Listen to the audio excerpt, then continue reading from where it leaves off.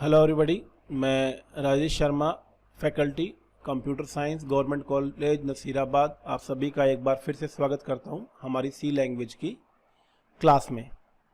जैसा कि पिछली क्लास में हमने लैडर इफ एल्स के बारे में पढ़ा था कि किस प्रकार से इफ़ का ये वेरिएशन इस प्रकार से होता है कि आप एक इफ़ लिखते हैं, उसमें कोई कंडीशन होती है, देन उसके एल्स पार्ट में बैक टू बैक वापस से एक और इफ़ आ जाता है, एक और कंडीशन आ जाती है, और फिर अगेन उस दूसरे इफ़ के एल्स पार्ट में बैक टू बैक वापस से इफ़ आता है। तो इस तरीके से एक लैडिंग जैसा स्ट्रक्चर बन जाता है कि इफ़ देन एल्स के साथ एक इफ़, देन उसके एल्स के साथ एक और इफ़, देन उसके नीचे एल्स के साथ एक और इफ़। इस प्रकार से वो स्ट्रक्चर आगे मूव ऑन करता है। और उसमें हमने जो है एक एग्ज़ाम्पल भी लिया था जिसमें किस प्रकार से हम एक स्टूडेंट की जो मार्कशीट है उसमें ख़ास तौर से जो उसका डिवीज़न या ग्रेड है वो किस तरीके से कंप्यूट कर सकते हैं। तो उसी का एक और एग्ज़ाम्पल आज हम इस क्लास में लेंगे कि किस प्रकार से हम, मान लीजिए 5 नंबर हैं जो हमको दिए गए हैं, इनपुट में हमने लिए हैं, और उसमें सबसे जो बड़ा नंबर है वो हमको छांटना है। तो इसके लिए जो आपके 5 नंबर है, से मान लीजिए ये नंबर हैं A, B, C, D and E, यानी कि इन 5 वेरिएबल में हम कोई वैल्यू जो है वो यूज़र से इनपुट में लेंगे। मान लीजिए इसमें यूज़र ने दी 20, मान लीजिए 15, ये 7, 35, ये मान लीजिए 18, मतलब कोई भी वैल्यू यूज़र जो है वो इनपुट में दे सकता है। ये मैंने सैंपल के तौर पे ली। तो आप देखेंगे इसमें सबसे बड़ी वैल्यू जो है वो डी में है 35। तो हमें ऐसा प्रोग्राम बनाना है कि जिसमें आपका आउटपुट के रूप में 35 प्रिंट हो।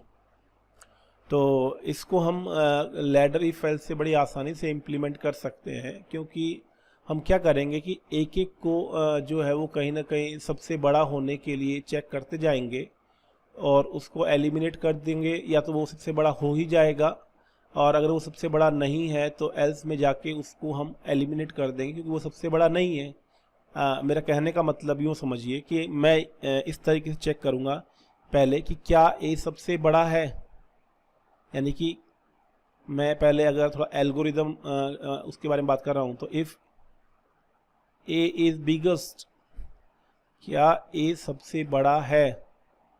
अगर ऐसा है तो प्रिंट कर दीजिए ए को। अगर ऐसा नहीं है तो उसके एल्स में जाऊंगा, फिर मैं चेक करूंगा इफ बी इज बिगेस्ट, और ये बी इज बिगेस्ट जो है वो अब आपको रिमेनिंग में, मतलब यहाँ पे ए इज बिगेस्ट, पांचों में जो है वो कहेंगे कंपेयर करना पड़ेगा कि पांचों में ए सबसे बड़ा है क्या। अगर ऐसा है तो प्रिंट कर देंगे को, else B is biggest in remaining मतलब बी का सी डी ई से ही कंपैरिजन जो है हम करेंगे, देन फिर उसमें प्रिंट अगर ऐसा हुआ तो बी कर देंगे, नहीं तो उसके एल्स में फिर हम इस तरीके सी इज बिगेस्ट चेक करेंगे, और ये इस तरीके से जो लैडिंग है वो आपकी क्रिएट होती जाएगी। तो ये हमारा बेसिक जो है उसका एल्गोरिदम है। अब ए सबसे बड़ा है, इसको जो जांचने का तरीका है वो हम इस तरीके से ले सकते हैं कि आपका जो है कंडीशन जो सी में लिखी जा सकती है वो इस तरीके से हो सकती है कि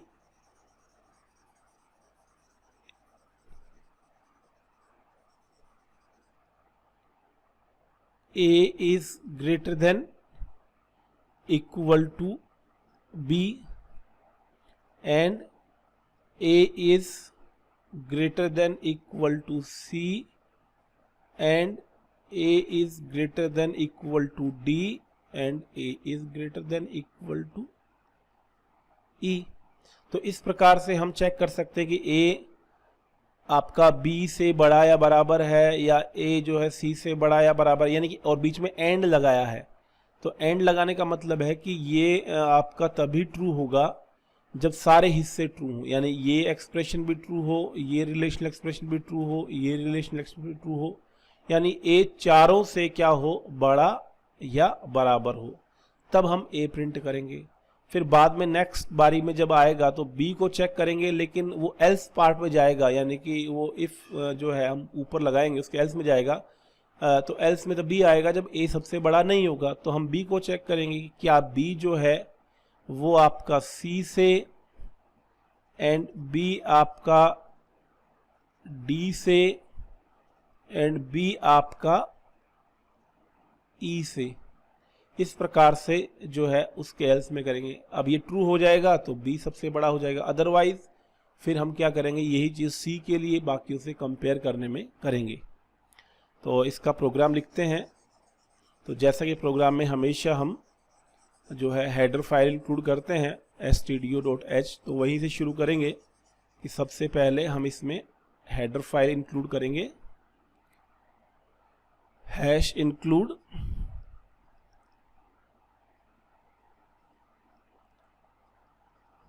stdio.h। देन उसके बाद void main,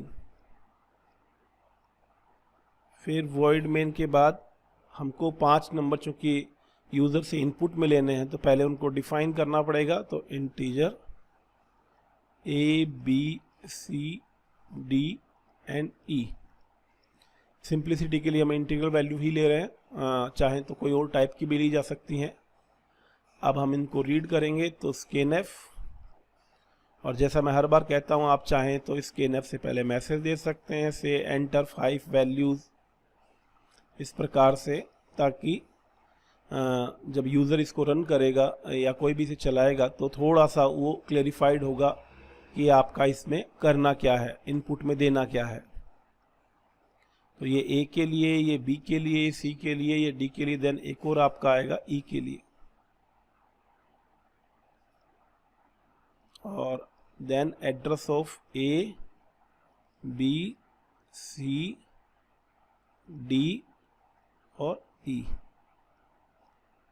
तो इस प्रकार से हम क्या करेंगे, ये 5 नंबर जो है वो रीड कर लेंगे। जब ये वैल्यू हमारे पास आ गई तो मैंने जैसा कहा था कि सबसे पहले हम चेक करेंगे क्या ए सबसे बड़ा है। तो A is greater than B and A is greater than C. अच्छा, इसमें आप ये देखेंगे नंबर कई बार जो होंगे बराबर भी हो सकते हैं, तो आप उसको भी चेक कर लीजिए कि दो वैल्यू अगर बराबर हो गई तो ग्रेटर देन में जो है वो आपके ट्रू नहीं होगी, तो वो भी आप लगा सकते हैं। और नहीं भी लगाएंगे तो भी दिक्कत इसलिए नहीं आएगी क्योंकि लास्ट में एक एल्स जरूर होगा जिसमें आपका जो है वो सबसे बड़ी वैल्यू जो है वो निकल के, चलिए हम लगा लेते हैं A greater than equal to B और A greater than equal to C and A greater than equal to D and A greater than equal to E. यानी हमने ये चेक कर लिया कि क्या ए बी से, सी से, डी से, ई से सबसे बड़ा है क्या। बराबर है तो भी चलेगा क्योंकि हमको तो वैल्यू प्रिंट करवानी है।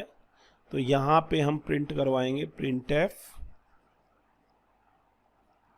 %d और ये वैल्यू हमने प्रिंट करवाई a की, क्योंकि इस स्टेटमेंट का एग्जीक्यूशन जो तभी होगा जब इफ की कंडीशन ट्रू होगी, यानी a सबसे बड़ा होगा। एल्स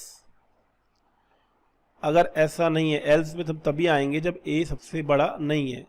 तो फिर अब a सबसे बड़ा नहीं है तो उसको कहीं ना कहीं कंपेयर करने से किसी से कोई मतलब नहीं रहेगा। तो सिंपली हम b को ही कंपेयर करेंगे, क्या b जो है c से, b आपका d से एंड b आपका e से। तो हम क्या करेंगे printf %d और ये b। ये वैसा ही है कि जैसा कि हमने a को एक तरीके से मान लीजिए a का जो है वो पहले जो प्लेयर्स के तौर पे ले a b c d e को, तो a को हमने b c d e से गेम करवाया या जो भी कंपटीशन है वो करवाया, और ए जो है वो सभी से नहीं जीत पाया। तो अगर सभी से वो जीत जाता है तो वो विनर हो गया, अगर वो सभी से जीत नहीं पाता है तो वो विनर नहीं है। तो हम क्या करते हैं, बी को बाकियों से, क्योंकि बी का ए से तो कंपटीशन या कंपैरिजन पहले ही हो चुका है, तो फिर हम बी का सी से, डी से, ई से करवा रहे हैं। अब वो अगर इनसे जीत जाता है तो वो विनर हो जाएगा, क्योंकि ए से तो वो पहले ही जो है वो आपका आगे है, क्योंकि हमने इफ़ में जो पहला इफ़ है उसमें ये चेक कर लिया था। अब ये भी अगर नहीं हो पाता है, इन द सेंस मतलब आपका बी जो है वो सी डी ई से या तो सबसे बड़ा है तो बी प्रिंट कर देते हैं, अदरवाइज अब सी को जो है हम बाकियों से कंपेयर करेंगे, क्योंकि ए से और बी से तो वो आप देखेंगे फर्स्ट इफ और दूसरा जो इफ लगाया लेडिंग में उससे कंपेयर हो चुका है। तो C greater than equal to D and C greater than equal to E. तो ये आपका print F then percent D, और ये आपका जो है सी प्रिंट हो जाएगा। अब अगर ऐसा भी नहीं हो पाता है, यानी कि सी जो है वो डी और ई दोनों में आपका बड़ा नहीं हो पाता है, तो वहाँ पे अब हम डी को जो है वो कंपेयर करवाएंगे, D is greater than equal to E. अगर ऐसा है तो प्रिंट एफ, ये आपका डी प्रिंट हो जाएगा, और एल्स अगर ऐसा भी नहीं है तो लास्ट में अकेला ई ही बचेगा। तो हम क्या करेंगे, प्रिंट एफ परसेंट डी, ये हमने प्रिंट करवा दिया। तो आप देखेंगे कि इस तरीके से ये जो हमारा प्रोग्राम है वो आपका काम करता है, यानी कि हम पहली एक वैल्यू को, और यही हमारा जनरल तरीका होता है कंपैरिजन में सबसे बड़ी वैल्यू छांटने का, कि एक वैल्यू लीजिए उसको बाकी सभी वैल्यूज से कंपेयर कर लीजिए, अगर वो उनमें सबसे बड़ी है तो वही सबसे बड़ी आप डिक्लेयर कर दीजिए या आउटपुट में दे दीजिए, प्रिंट कर दीजिए, जो भी आप कहना चाहें। लेकिन अगर ऐसा नहीं है तो दूसरी वैल्यू को पिक करिए, पहली को छोड़ दीजिए। अगर वो सबसे बड़ी नहीं है तो दूसरी को बाकियों से कंपेयर करिए, अगर वो सबसे बड़ी है तो उसको डिक्लेयर कर दीजिए सबसे बड़ा, अदरवाइज फिर तीसरी वैल्यू को जो पिक करिए।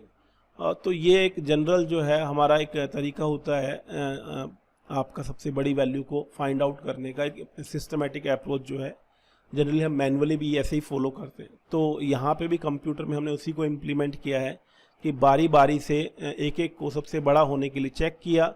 हाँ, उसमें कंडीशंस जो हैं वो कम होती चली गई, क्योंकि जो एक बार सबसे बड़ा जो है वो नहीं हो पाया तो ऑब्वियसली वो सबसे बड़ा नहीं है, तो उसको नेक्स्ट कंपैरिजन में हमने इंक्लूड नहीं किया है। तो आप देखेंगे कि जैसे यहाँ पे ये 4 कंडीशन है, क्योंकि ए को बाकी 4 से हमने क्या किया है, कंपेयर किया है।